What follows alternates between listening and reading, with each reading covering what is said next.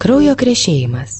Trombocitai, dar vadinami kraujo plokštelėmis, yra plokščios, dažnai rutulio formos bebranduolės ląstelės, kurios gaminasi raudonosiuose kaulų čiulpuose ir gyvena apie 6-7 dienas. Jie labai svarbus kraujo krešėjimo procese. Kol kraujas teka nepažeistomis kraujagyslėmis, jis yra skystas. Tačiau pažeidus kraujagyslės pasikeičia kraujo plazmoje ištirpusio kraujo baltymo fibrinogeno fizinės cheminės savybės. Fibrinogenas virsta netirpiu fibrinu ir iškrenta plonų gijų pavidalu. Fibrino gijos sudaro tankų tinklą, kurio akutės labai mažos ir sulaiko trombocitus, kurie kraujagyslės pažeidimo vietoje sulimpa į krūvą ir užkemša žaizdelę.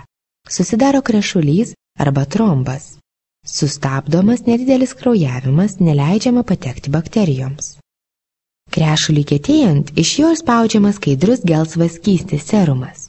Serumas – tai kraujo plazma, iš kurios pašalintas baltymas fibrinogenas. Kraujo krešėjimas – sudėtingas procesas, kuriame dalyvauja kraujo plazmos, kalcio druskos ir vitaminas K. Kad kraujas krešėtų, reikia 13 faktorių. Kai trūksta tam tikro baltymo, žmogus suserga hemofilija, paveldima sutrikusio krešėjimo liga. Ja serga dažniausiai vyrai, o ligą sąlygojantį geną savo sūnums perduoda mamos, nors pačios ta liga